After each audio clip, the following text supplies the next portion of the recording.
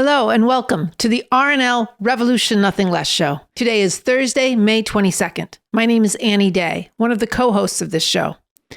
On this show, we're about overthrowing this outmoded and rotten system of capitalism imperialism, a system that has now put a fascist regime into power with the situation escalating rapidly. On this show, we base ourselves on the liberating and the scientific framework of the new communism brought forward by the revolutionary leader, Bob Avakian. And if you don't know why we need a revolution or how this is possible, then you don't know what you need to know. So we welcome all of you tuning in to find out. And you'll be hearing more from Bob Avakian throughout today's show. The centerpiece of our show today will feature voices from the streets in protests that took place last Saturday, called for by an organization called refusefascism.org. And they're raising the demand the Trump fascist regime must go now. Refuse Fascism is made up of people coming from different perspectives and viewpoints, uniting to act with great urgency in the name of humanity, refusing to accept a fascist America. But before we go there, we want to open with an important anniversary.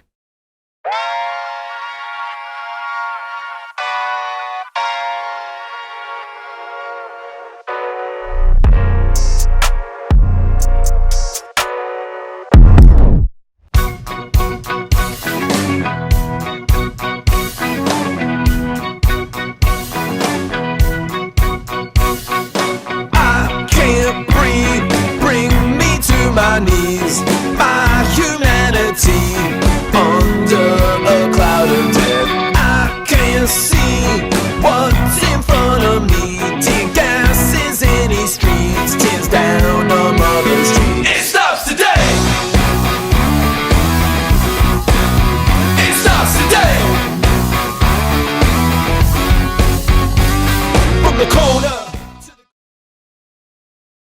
Next Sunday, May 25th, will mark 5 years since 4 police heartlessly strangled George Floyd to death as he pled for his life and cried for his mother on a Minnesota street.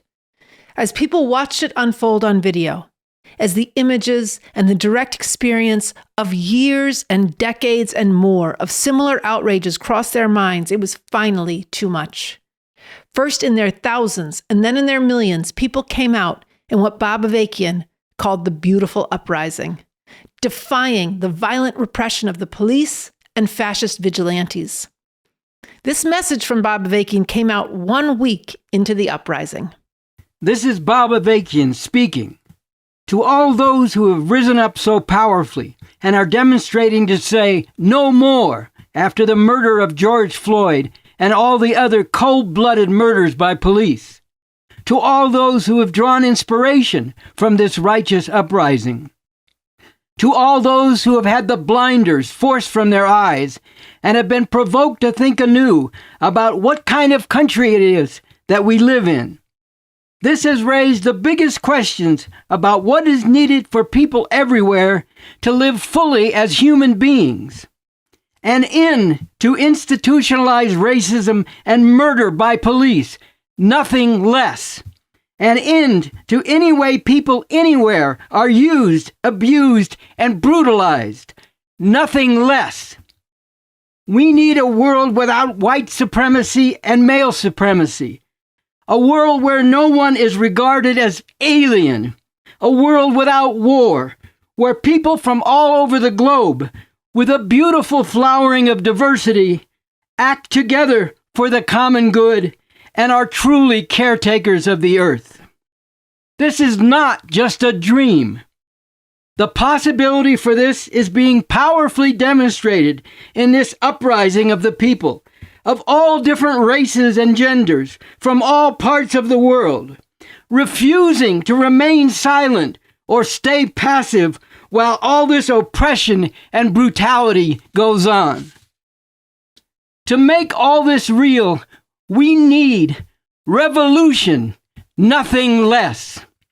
A strategic plan for how to make this revolution, and a sweeping vision and concrete blueprint for a radically different and much better world, where all this can become possible, can be found in the work I have done including the Constitution for the new Socialist Republic in North America. You can learn more about this revolution and become part of making it a reality by going to revcom.us and joining with the Revcoms. We do not need to live in this world where so much of humanity suffers so unnecessarily under this system of capitalism imperialism that cannot exist without exploiting and degrading people, suffocating their humanity, and killing them without mercy. We can do much better. Don't listen to talk about how it can never happen. Look around you. What seemed impossible yesterday is happening right now. Revolution. Why should we settle for anything less? The protests against the cruel murder of George Floyd and Breonna Taylor and against the centuries-old oppression of Black people are generally estimated to have involved somewhere between 15 and 26 million people across the U.S. in the 3 months following this murder. Demonstrations in solidarity took place in at least 74 countries. There had simply never been anything like this. And the fear of these largely nonviolent protests drove the fascist bully Donald Trump into his bunker.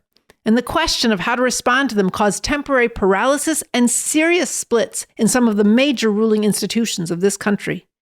As Sincera Taylor will get into later in this show, those people, those millions who so bravely came into the streets back then, still exist. And the problems that led them into the streets have only gotten worse, with more police murder after murder, and now with a fascist regime that is pushing to make America white again. And not only that, an article on our website, revcom.us, exposes how a recent executive order issued by Trump will almost certainly take the outrage of police murder, brutality, and repression to a whole other level of horror. This executive order is an all-sided plan for a national police state with no holds barred, open white supremacy, violence, and terror. And that is just one element of an entire fascist agenda that must be confronted now. And it must be defeated, with millions massing, this time with clear direction and around a clear demand to drive Trump from power. And the uprisings of 2020, they show the potential power of this now for the struggle for today. Listen to Bob Avakian from a major speech he gave several years ago, Something Terrible or Something Truly Emancipating.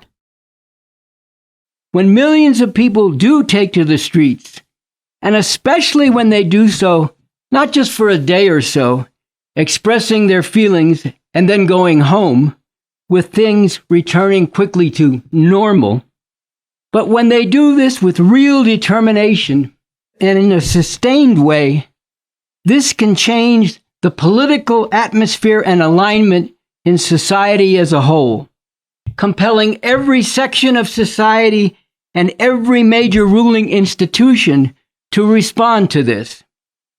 To again cite a powerful example, this was the case with the massive uprising in the summer of 2020.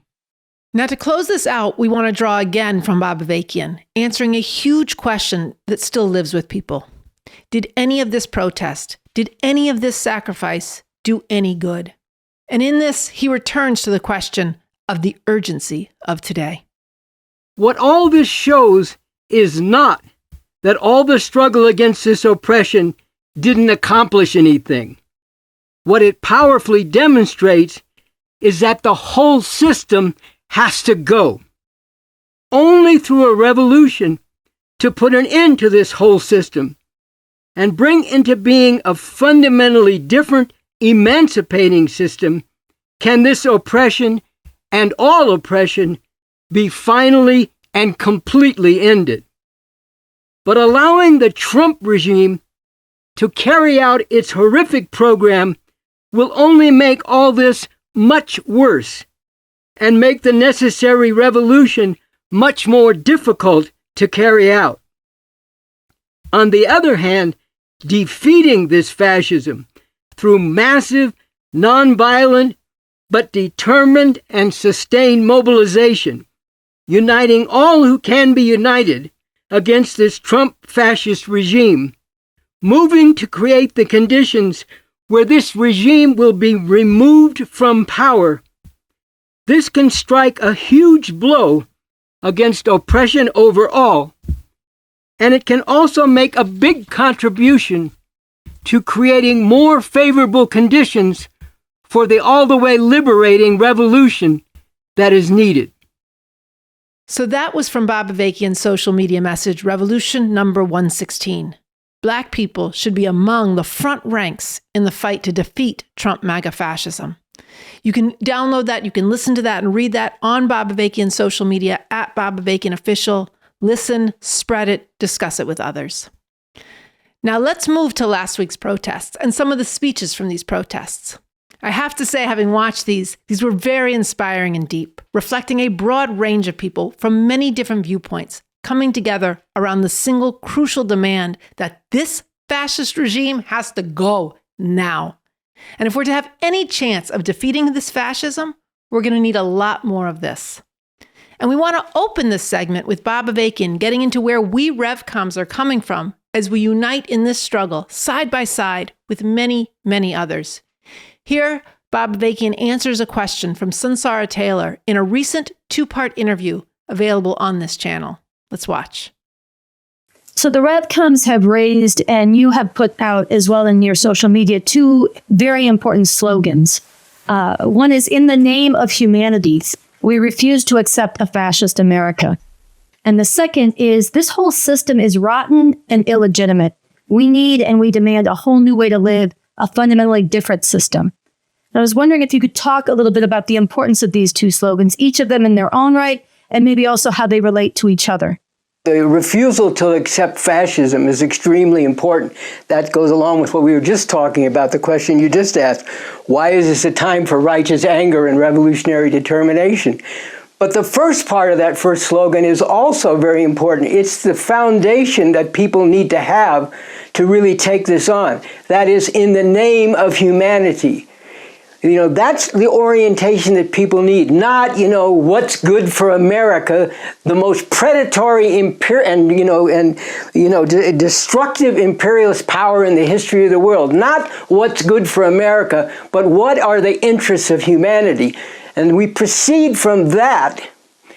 And on that basis, for the people of the whole world, it is a very disastrous development to have this fascism coming to power in this most powerful capitalist imperialist country, which is already wreaking havoc on masses of people around the world as well as in this country anyway. But this is going to take it to a much more aggressive, even more extreme level and expression. So in the name of humanity, that's how we approach this. So that's the first slogan. And out of that, because we understand what the effects of this and the consequences of this is for humanity, that is why we refuse to accept it. Unlike all these bourgeois capitalist politicians who are rushing to make, good with Trump and go kiss the ring and all the rest of it, we have no interest in that. Our interests lie with the masses of humanity. It goes along with what I said before. The important thing is the whole world. The whole world comes first, not American imperialism and American chauvinism with the ridiculous and outrageous idea that this country, with its terrible history and present reality, is somehow better and more important than every other place in the world, and that the people here are somehow special and more important than all the masses of humanity in the billions around the world. So that's the basis for the first slogan. Now, as for the second slogan, it goes to what I was saying just a little while ago. This fascism arose out of and is fed by the soil of this whole system and this whole history, the whole history of this country. If you just look at the history, look, a lot of people said, back in, the 80s and so on, they rose up against South African apartheid. Mm-hmm. What was being done to people in this country, particularly though not only in the South, from the time shortly after the Civil War all the way up through the 1960s, was every bit as horrific, if not more so, than what was happening, the terrible oppression of the masses of African people in South Africa under apartheid. So, how can you look at that and not recognize, once again, that this is the soil out of which this fascism has grown? It is why, once again, you see the Confederate flags being, taken through the Capitol on January 6th at the time shortly after the last election. It is why these people, some of these people openly say that slavery was better, supposedly even better for black people than the time since. This is what you're dealing with in this country, and it is this system and the way it has developed in this particular country that has given rise to this fascism. And that should tell everybody that there's something fundamentally sick about this whole system. Plus the fact that it's a completely outmoded way for people to live and for society to be organized. So that, a small number of billionaires, for example, control more wealth than more than half the world's population. And that's just not some kind of like, we should redistribute the wealth kind of thing. It flows out of the nature of a system that's based on exploiting masses of people all over the world. The women in Bangladesh, literally the children in Africa, the people in Haiti and other places in the Caribbean and Latin America who are, working under, horrific conditions, producing the wealth that goes into the coffers, if you will, of these billionaires and the heads of the capitalist system in this country. I mean, just think about a simple fact. You hear about all this stuff about immigrants and Trump talking about renaming the Gulf of Mexico, the Gulf of America. Think about a simple fact like this, which tells you a lot of what you need to know. The wages of people producing things that are consumed in this country in Mexico are approximately 1/10 of what people working in this country working on the same things make. And that is why, for example, even people who are not well off in this country can have a certain amount of consumer goods because of the super exploitation of people in these countries all over the world, which enables these consumer goods in this country to be relatively low priced. And this is blood money that we don't want and that no decent person should want. And it's absolutely absurd that this is the way the world is organized and enforced on the masses of people. Think about it. There is the technology and the knowledge that has existed for some time now and is constantly being developed so that everyone in the world could have all their basic needs met, and there would still be a lot to enable people to engage in cultural efforts and all kinds of other things beyond just mere survival. There is absolutely no reason why anyone is suffering from want in this world today with the technology and knowledge that exists. There's only one reason. There's no good reason, but there is a reason. And that reason is that all this is controlled by a small number of capitalist exploiters who don't just exploit within this country or any other particular country, but super exploit people all over the world, especially in places like Africa, the Middle East, Asia, and Latin America. So, this fascism flows out of all of this. It's an extreme, but in a certain sense, a logical expression or extension of all that I've been talking about. And it's completely unnecessary. We could have a whole different way to live. And this is what's being kept from people.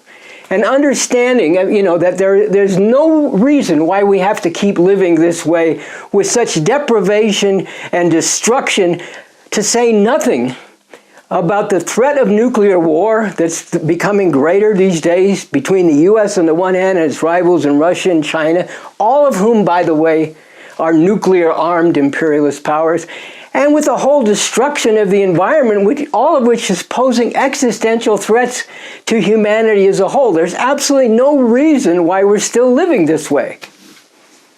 So just to go back to that, that's why we say this system is completely rotten and illegitimate. Any system that brings about the things that I'm talking about and perpetuates itself on the backs of masses of people. Any such system is completely illegitimate.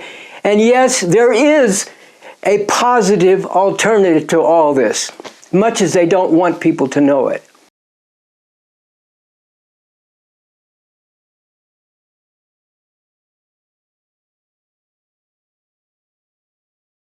I'm Robert Ring, retired attorney, and I grew up in this area.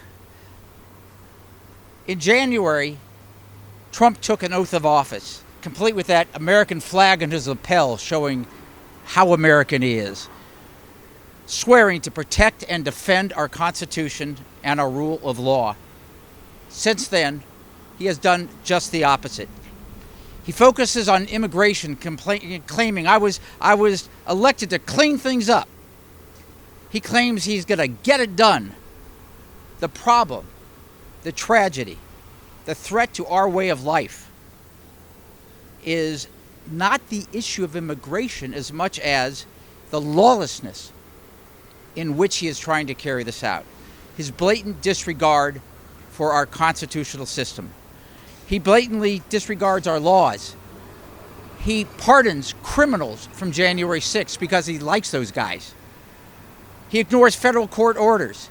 He fires his staff when their facts don't support his fantasies. All in the name of, I'm going to get it done. This is not conservatism. This is fascism. We're here to sound the alarm.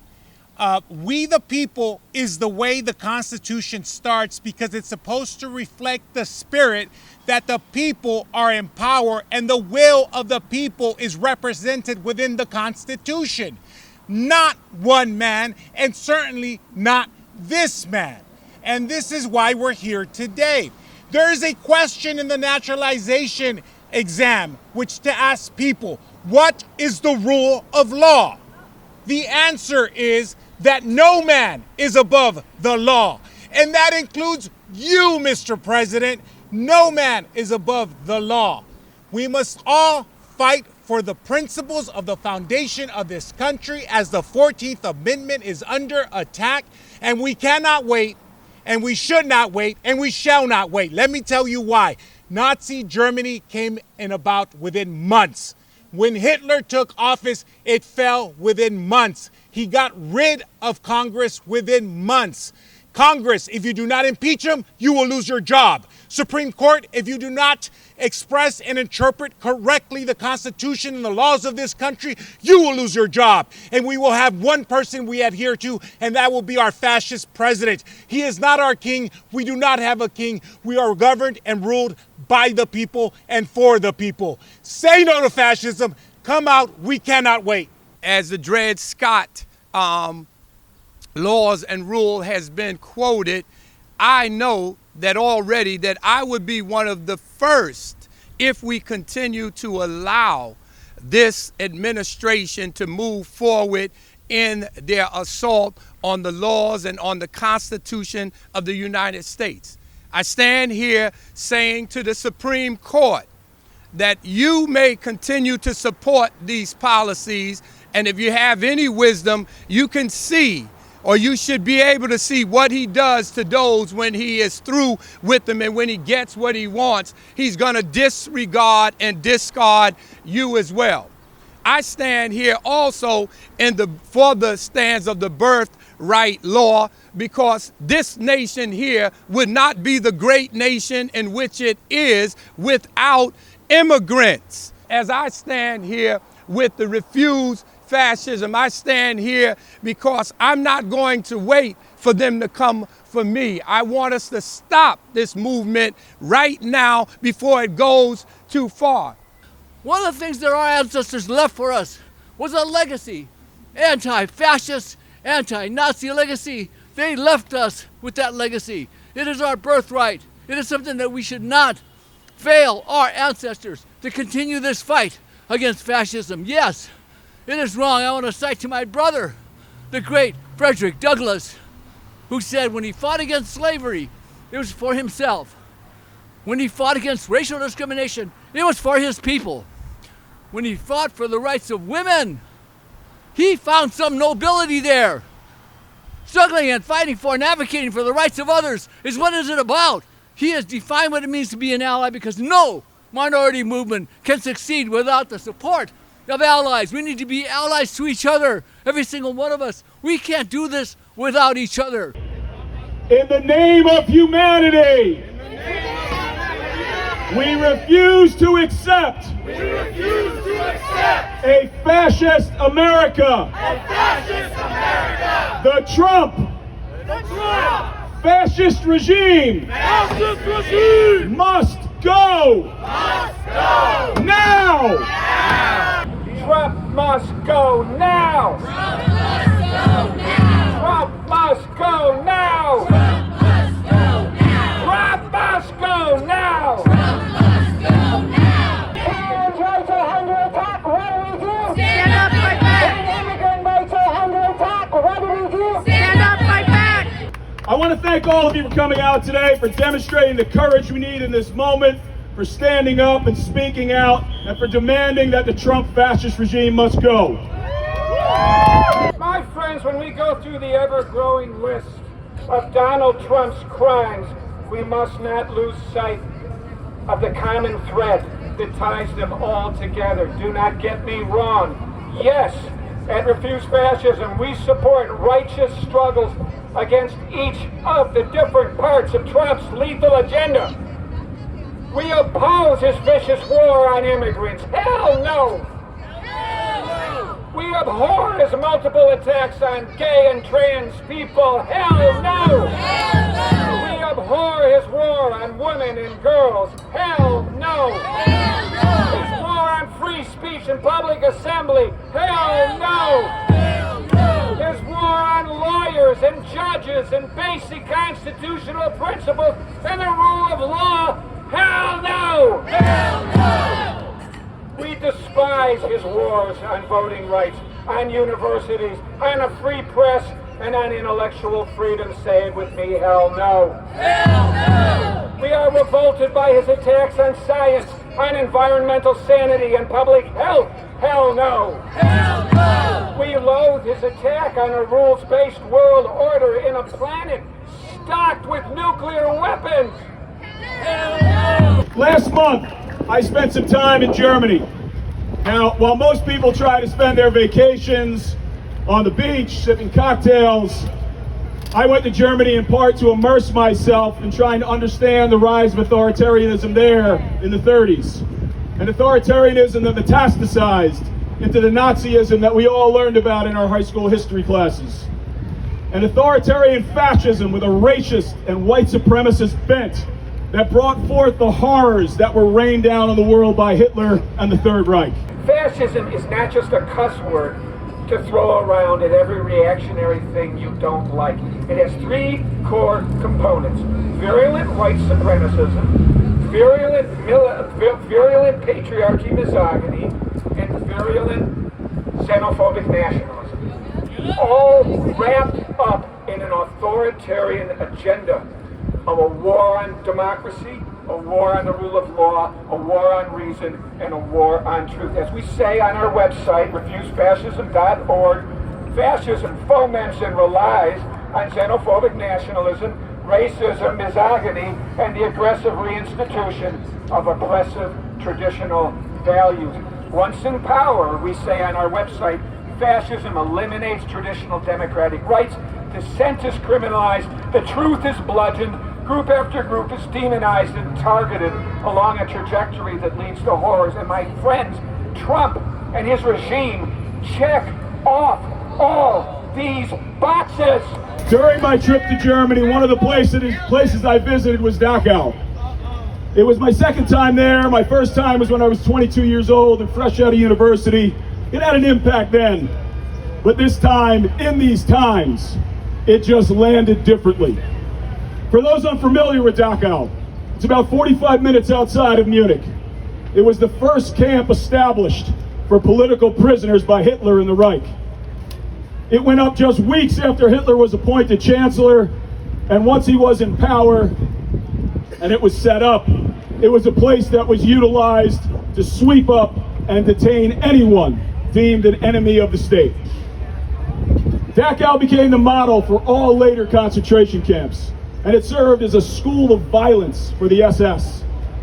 Over its 12 years in operation, 200,000 people were imprisoned there, and 41,500 were murdered there by the Nazi regime. As you go through the educational tour at Dachau, and if you do any follow-up reading, I highly recommend The Coming of the Third Reich by Andrew Roberts. You start to see the historical rhymes, the horrifying parallels that exist between that time and the time in which we find ourselves. What are these parallels? Authoritarianism, with the path being established for a dictatorship. Suppression of opposition, and this is only the beginning. A cult of personality, they self-define as MAGA.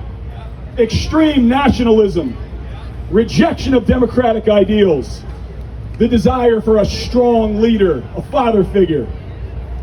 These were all themes that were evident as part of the education I received at Dachau, and they are all evident right now in our United States of America. In our situation, Dachau is not 45 minutes outside of one of our major cities. It has instead been outsourced to El Salvador, in El Centro de Confinamiento de Terrorismo, the terrorist confinement center, a prison of brutality and gross human rights violations. It is there that the first group of people have been sent out of the United States without due process. It has been through the Trump regime's machinations with these individuals that they are testing fascist tactics, rhetoric, and establishing new and wildly dangerous political and legal norms. Even if one accepts the premise that the Trump administration puts forth that all of the people sent to El Salvador were dangerous, violent criminals who were here illegally, even if individuals who meet that description deserve due process under the law. Right. In response to hearing this assertion, you sometimes hear Trump fascists say with anger, why? Why should we waste our tax dollars on people, those people, giving them the benefit of a trial? Just throw them out. If they only could, for a moment, set aside their anger, their fear, their hatred, and ask that question with a spirit of genuine inquisitiveness. Why? Why should we spend our tax dollars on giving all people the benefit of a trial, a due process, and not simply just throw them out? Because upholding the rule of law and giving every person who is in the United States, regardless of their immigration status, protection and due process under the law is what sets us apart from despot nations and authoritarian regimes. Thanks so much, Jay, and thank you everyone for being here. And now I have the tall order of trying to get people who rightly recognize that we are in the early stages of an authoritarian regime to care about what happens to corporate law firms. So, I know what I am up against. You may know that there are very bad things happening to corporate law firms, and it is a difficult sell to get you to give a shit, and I respect that. And I understand that that is why corporate law firms are being targeted. Something that we're seeing in this current administration is an attack on institutions that are not prepared for attacks because they are so deeply ingrained in our capitalist system. And so what we see is an attack on some of the most powerful legal institutions in the country, completely unprepared to withstand it, so that when Donald Trump finally comes most aggressively after our public interest attorneys, our public defenders, our immigration rights attorneys, which he has already begun doing, that there is no attorney, there's no legal system left to push back on him. Hi everyone, my name is Asher, my pronouns are they, them, and I'm the Executive Director of Trans Upfront. Whether you are 4, you're 44, you're 94, now is the time to hit the streets. It is the time to stand up with our community. Whether you are an ally, whether you're a trans person, whether you're an immigrant, this is not the time to be fractured. We need to be one community. We need to stand up together as one community, because that's what the Trump administration wants. They want us to see this as single issues. This is not a single issue. Trans rights are not a single issue. Immigrant rights are not a single issue. The attacks with Medicaid are not a single issue, and we know, every person here knows someone that is being attacked. Every person here is probably part of a group that's being attacked. Donald Trump began targeting law firms through executive actions and executive orders, rescinding government contracts and also trying to rescind contracts with third parties that worked with these large corporate law firms. Some firms challenge these actions in court. They have consistently won when they have chosen to do so. But on March 20th, Paul Weiss, a large corporate law firm, entered into a quote-unquote deal with the Trump administration where that firm promised $40 million in free legal services to Trump-approved nonprofits, to Trump-approved causes, Trump-approved actions. And I will say this, not a lot of smart attorneys work for Donald Trump. So he really fucking needs those people. He really needs those hours. Once Paul Weiss made that deal, I submitted my resignation. It was abundantly clear to me that the industry as a whole was not prepared to act collectively. And 8 days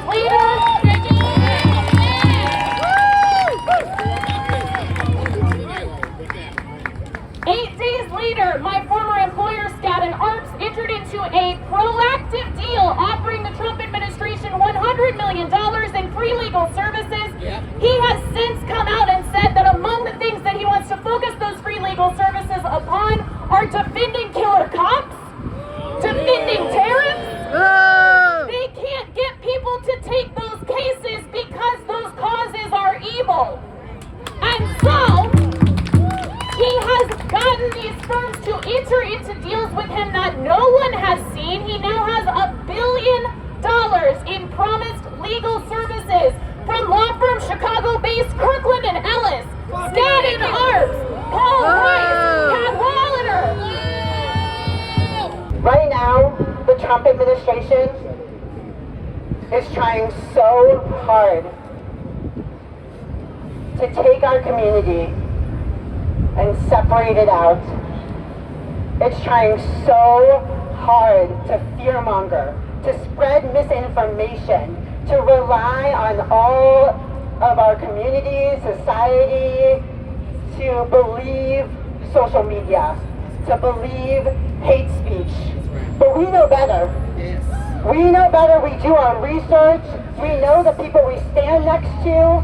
We know the people we love. And that is what matters. The Trump administration must go. Individual actions have power. When I submitted my resignation, and please understand that I recognize very well that this is a product of educational privilege. I'm a Harvard-educated attorney, that it is a product of whiteness, that it is a product of the New York Times caring about Skadden Arps. But many of us hold privileges and individual powers that we feel helpless to use in the face of all-out authoritarianism. But when you act differently, because we are in a different situation, it was never moral or justifiable that I chose to work for my Skadden Arps paycheck, doing work that was propping up corporations. And that's a fair criticism. But I did sometimes have people say, well, what's even different now? You've always been supported. Things are different now, and do not allow yourself to be gaslit that they are not. So around the time when Trump got into office, a good friend of mine called me, and he was genuinely concerned, and he says to me, he says, Shannon, oh my God, your community is under such attack. How are you feeling? And I felt really perplexed because I looked at him and I said to myself, you're right. The trans community is under attack, but unless you are separate from this community, you are also under attack. As I've said before, and I've said it again, trans people may have been the appetizer, but here's what I will tell you. We are all on the menu. So I want to thank Refuse Fascism for inviting me here today. Thank you. I will always stand for every one of your rights, whether you are trans or not. So I want to say that Bob Avakian has emphasized that there is no such thing as one united American people that we keep hearing about. Well, the American people wanted Trump, so we just have to choke on what he's doing. Bullshit. Bob Avakian makes the point, there is no such thing. This country is split right down the middle. In a very real sense, there are two countries within this country. On one side, you have the MAGA base.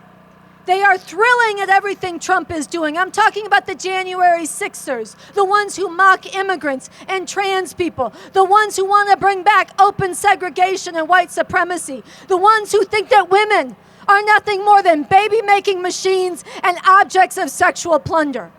That's one country, the ones who say drill, baby, drill, and deny science. But there's another country, tens of millions of us, who are opposed to all of this. This country is a bigger country. There are more of us, and we have our roots going back to those who stood up against slavery. Our roots go back to those who fought in the 1960s for black liberation, for women's liberation, against the unjust wars, the imperialist wars of the United States in Vietnam and elsewhere. We are the country that stood up against the so-called war on terror and the invasion of Iraq and the torture in Guantanamo. We are the people who want and recognize that love is love, no matter your gender or your sex. We are the ones who know that women are full human beings. We are the ones who stand up for Black lives. We are the ones who respect science and want to have a future, a planet to give to the future generations. And there are more of us. But here's the problem. Here's the problem. Whereas the Trump MAGA fascists have a section of the rulers who are fighting for what they want, who hate the same people they hate, who want the same nightmare they want. We, the decent country, do not have anybody in the halls of power fighting for the future that we want. This is a heavy thing. Yes, there are a few Democrats speaking up. But as a whole, the Democratic Party is not and will not stand up to this fascism the way it needs to be fought. They will not do this because they're more committed to the stability of their system than they are to what it would take to defeat this fascism. And the Democrats are relying on the institutions and the norms of this country, the very institutions and norms that Donald Trump is ignoring and shattering. So that's a losing strategy. And probably most of all, these Democrats won't fight the way they need to fight, the way this fascism needs to be fought, because these Democrats are afraid, not just of the fascists, but they are afraid of all of us. They're actually afraid of the decent country because they know that if we stand up and we start fighting, we're going to start demanding things that get outside the bounds of their system. So this doesn't mean that there's nothing we can do. What it means is we have to rely on ourselves. We have to rely on ourselves. And we have to be the force that goes out and gathers and mobilizes and rallies the decent people in this country to stand up, to see themselves in each other, to not be demoralized and despairing, but to come out and fight together for the future we want. We have the power to defeat a fascist America if we come together and we exercise it. I've been noticing a through line in a lot of our speakers today. This idea, I think, like kind of pointing out how all this stuff has happened and how it's still happening. This reality that Trump does have a base, a cult following, really. But this cult, these true diehard believers, it's a small group. It is few people. And we know the mechanisms that they use to leverage that small group into real material power. Domino by domino, they knock one thing over and then the next.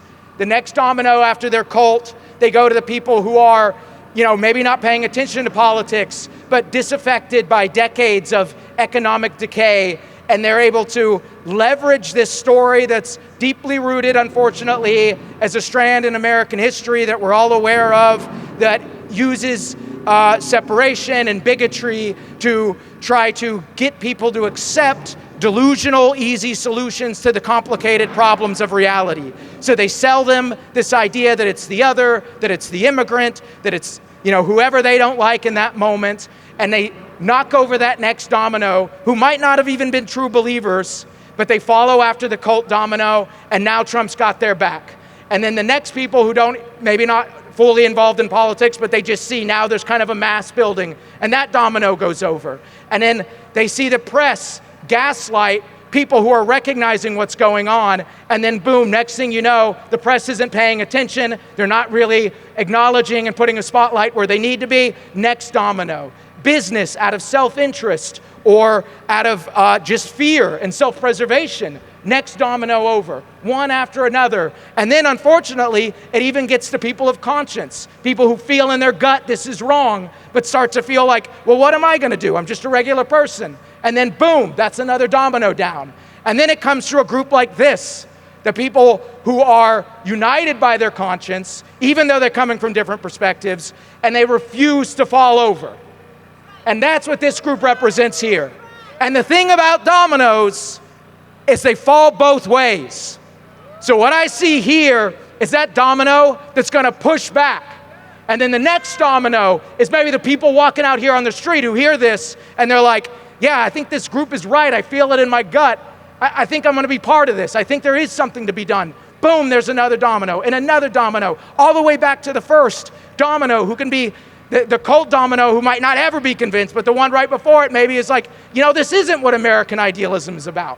They're selling me a tainted version of America, and what this group represents, what we're here to show, is what American values can be, what they ought to be. So thanks everybody here for being here today, and for pushing those dominoes back, and for knocking it all back over. We don't have time. We face fascism. But we are strong, and we are many. And there is some time. We're not at step 3 yet. We're getting there, but we're not there yet. You know why? Because people like us are fighting day after day. That's what we need to do. We need to be out in the streets, screaming with our collective voices the whole demand that the Trump fascist regime must go now. It's happened before. It's happened all over the world. We can do it too. In Korea, when their president tried to establish martial law, they ousted him. Yes. In Chile, when their president reigned with fear and terror, they ousted him. In Egypt, when their ruler reigned for 40 years, they fucking ousted him. We can too! And it's goddamn time! So we will rise. But hear me now, there are tens of millions of people in this country, decent people, who deeply, deeply oppose fascism and can be mobilized to stop it. Millions in the streets, day after day, night after night, with one voice. Trump must go now! This kind of uprising, combined with deep cracks in the ruling institutions, can actually force Trump out. We have seen the potential for this. People who've been out in the streets April 1st, April 5th, April 19th, May Day. But now it is time to inject the demand, Trump must go now, into every protest, every campaign, and every act of resistance. To unite a mighty force that stops this regime from carrying out its horrific fascist assault on people here and around the world. This isn't a dream. Movements like this, they've happened before. We in the RevCom Corps are going to be working with you, with refusefascism.org, to make this a summer of Trump must go now. We will be there and working to turn people the fuck out for June 14th, No King's Day.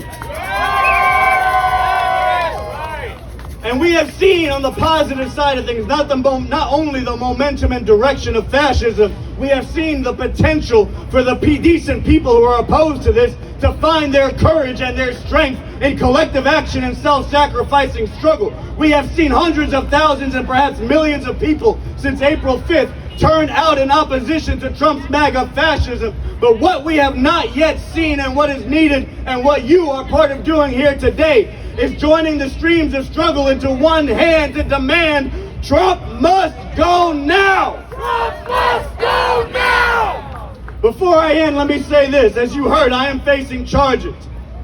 A year in prison and fined for all kinds of shit for leading people to chant. No, in the name of humanity, we refuse to accept a fascist America. Enter the streets day after day. Do not stop. Make this country ungovernable. I and three other RevComs are facing charges for doing things like this. And we are building a fight to drop the charges and demand hands off the RevComs, which you can learn about by talking to me. But what I want to emphasize here is that we in the RevCom Corps are dead serious about defeating this fascism. We're not backing down. God bless you. We are prepared and we are willing to put ourselves out there and put ourselves on the line and make the sacrifices that are needed to win, to actually defeat this fascism. And we are also serious about making an emancipating revolution so that humanity really can live a whole better way. In the RevCom Corps, we are not about ourselves or motivated by anything smaller than the emancipation of humanity. In our declaration, we need and we demand a whole new way to live and a fundamentally different system. We make clear, as long as we are forced to live under this system, we are going to defend the lives and the rights of the people that are supposed to be guaranteed. But we are also fighting for a different system and a different constitution with rights and freedoms that can't be imagined under this system, including the right and the freedom to play the determining role in society and to fight for a future worth living in, fit for human beings.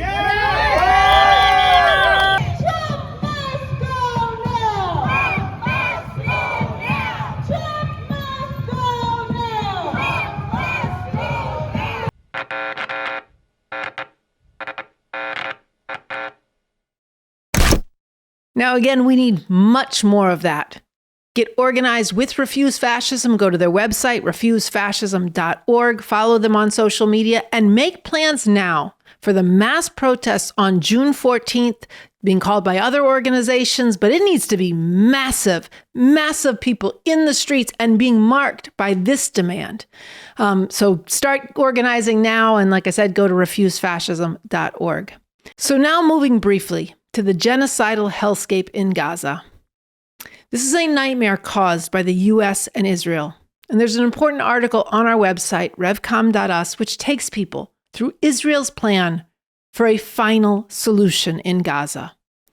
The final solution was what the Nazis called the mass extermination of millions of Jewish people and others. It was conscious and it was systematic. Prime Minister Benjamin Netanyahu, or Net-Nazi, as he should be called, he promised that לא רוצה להגיד דברים, אנחנו בימים קרובים מאוד.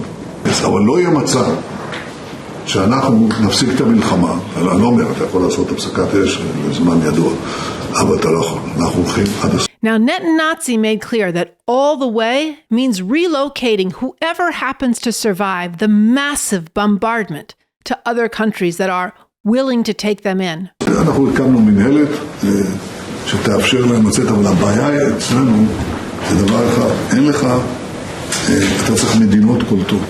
זה אנחנו עושים כרגע. And the bombardment throughout Gaza has been staggering, with the number of people murdered rising every day. Tonight, Israel is expanding its attacks in the Gaza Strip, moving toward what Prime Minister Benjamin Netanyahu calls full control, saying he wants to essentially take over all of Gaza. And in a major historic war crime unfolding before our eyes, Israel is forcibly starving over 2 million people in Gaza. Their total blockade of food, water, medicine, and other life necessities is continuing. Massive starvation. Aid organizations have run out of food, and over 500,000 people in Gaza are right now starving. Children, I repeat, children are being starved to death. We know for a fact that there are babies who are in urgent life-saving need of these supplements. The less aid you get in, and the less there is properly distributed in Gaza, the more desperation rises. Each day, thousands gather at the few charity kitchens that remain. Many go home empty-handed. With aid running low, most people depend on them, but many are shutting down as they've run out of food. On Tuesday, Tom Fletcher, the UN's Undersecretary General for Humanitarian Affairs, said this. Let me describe what is on those trucks. This is baby food. Baby nutrition. There are 14,000 babies that will die in the next 48 hours unless we can reach them. After a huge outcry in the last days, a tiny trickle of aid trucks are promised, but they haven't yet entered the Gaza Strip. And some of them aren't even filled with food or medical supplies. They're filled with death shrouds. The outpouring of outrage demanding an end to the U.S.-Israeli genocide of the Palestinian people needs to grow urgently. As we covered last week, there have been ongoing hunger strikes from students and social media influencers demanding an end to the genocide. And in addition, college graduations across the country have been marked by protests. At Columbia, when the acting president of the university spoke, she was met with deafening boos. To define the values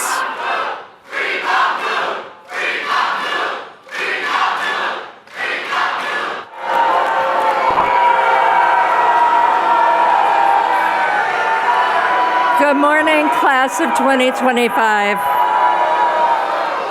I know that many of you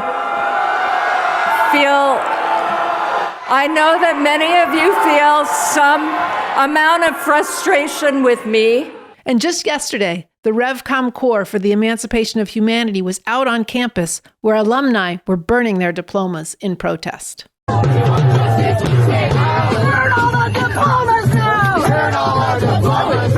I'm burning my diploma. Because Columbia has chosen to stand on the wrong side of history. With apartheid and genocide. In Palestine. And fascism in the U.S. Fuck you! Columbia needs to divest from genocide. One day, everyone will always have been against this. Now I'm ashamed of this piece of paper. I will gladly burn it. Protest against Columbia's complicity with genocide. Protest against its obeisance to a fascist movement in this country. To its cowardly surrender of the right of free speech. And the way it is sacrificing its own students, its own faculty, and its own staff to lay at the feet of Trump. My parents came here to escape the fascism in Nazi Germany, and now I'm finding that we are facing fascism here. Columbia University is opening its arms to this fascist government. I graduated from Harvard in 1959. I had my PhD at Columbia in 1969. So they were both fucked up, but nothing like what we all know today. I am the child of Holocaust survivors, and I grew up understanding that never again means never again for anyone. Free Palestine! Free Palestine! Free Palestine! Justice to say down with capitulation! Down with capitulation! Free Palestine! Free Palestine!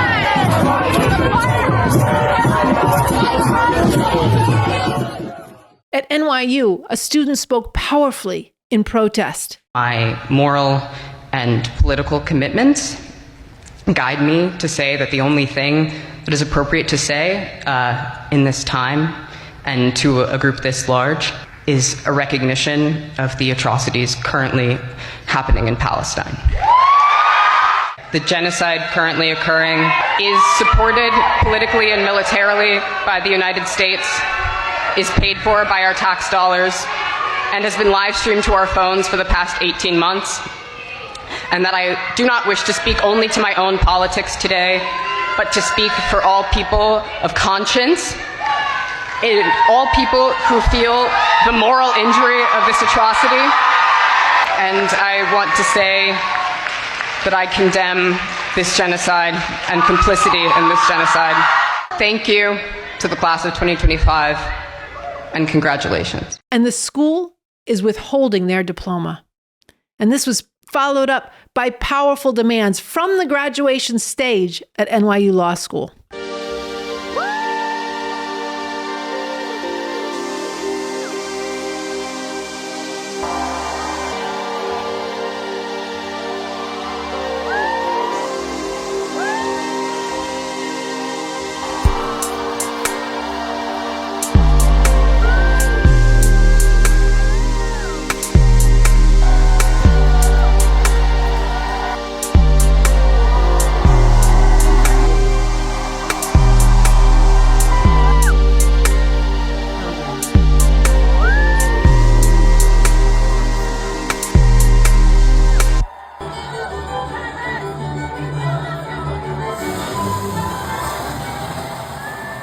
All this shows the well of outrage and upset about what this country is doing in our name. And like I said, the protests against this need to grow urgently. And they need to get linked to the fight to defeat Trump MAGA fascism, which has openly and even more forcefully celebrated this genocide, while they are viciously repressing pro-Palestinian protesters and attempting to criminalize all protest against this genocide.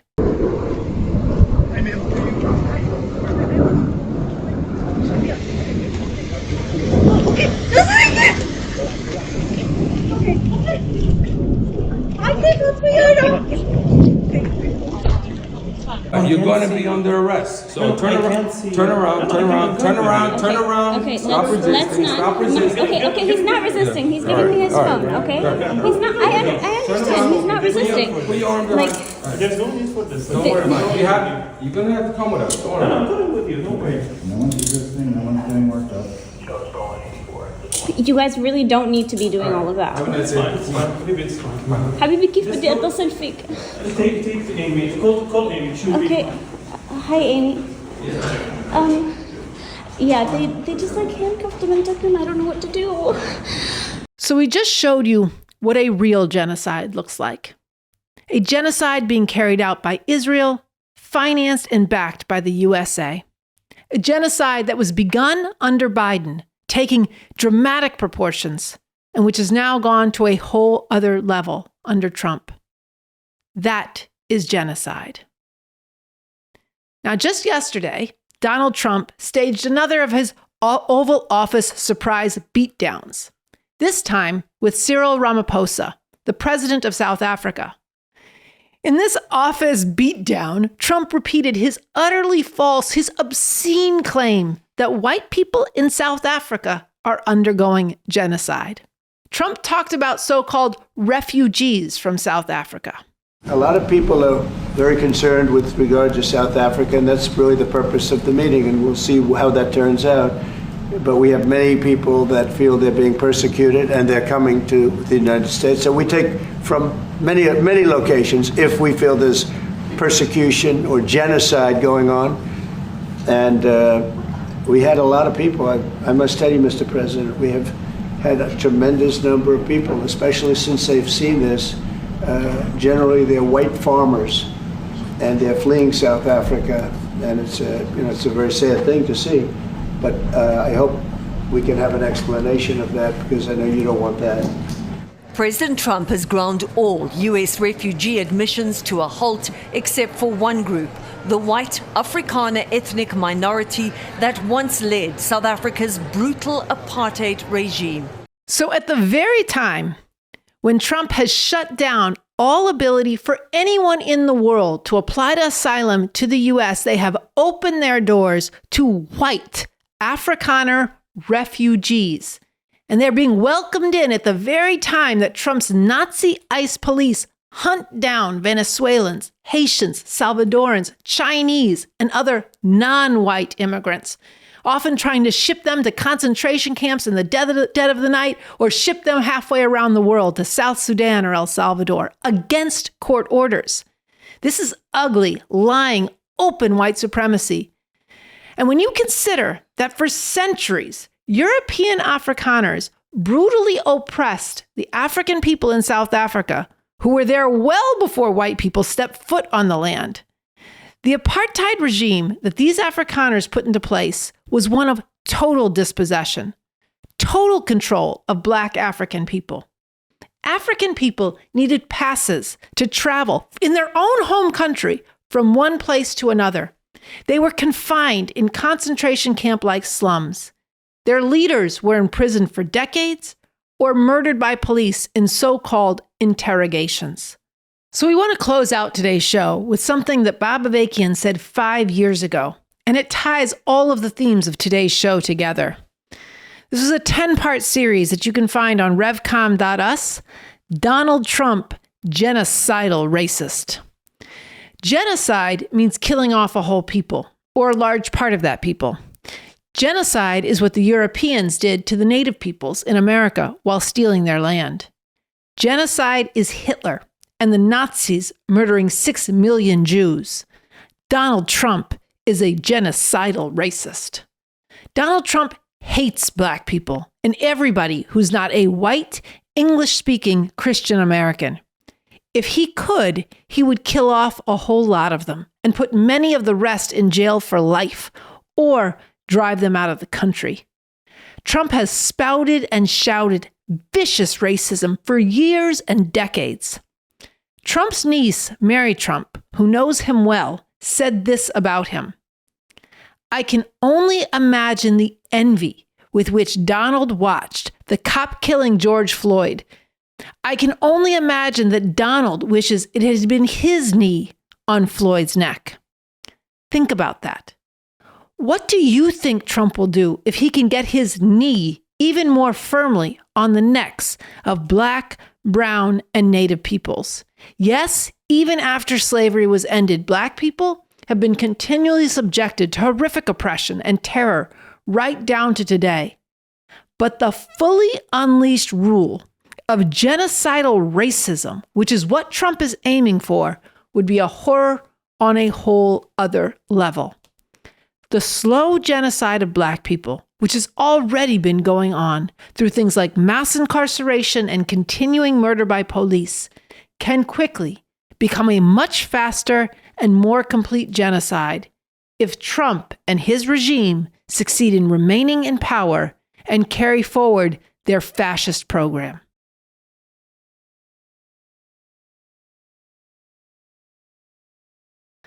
So that brings us to the end of today's show. There's a lot we didn't cover, and go to our website, revcom.us, for more, including for more on the campaign that we're in the middle of to get Bob Avakian's social media reaching throughout society. We're just launching a major fund drive to raise $30,000 for a pilot project postering campaign to get in people's faces with Bob Avakian's voice, vision, his leadership, to raise people's sights to a whole radically different world that's possible, actual revolution, and to get his work out there that's sounding the alarm about the extreme danger we're facing with this fascist regime and what we need to do now. So stay tuned for more next week. That brings us to the end of today's show. We want to thank the crew of the RNL Revolution Nothing Less show. If you're not supporting this show, then change that. Become a Patreon at patreon.com/therevcoms. Hit the notification bell, put a comment in the comment section below, and we'll see you next week.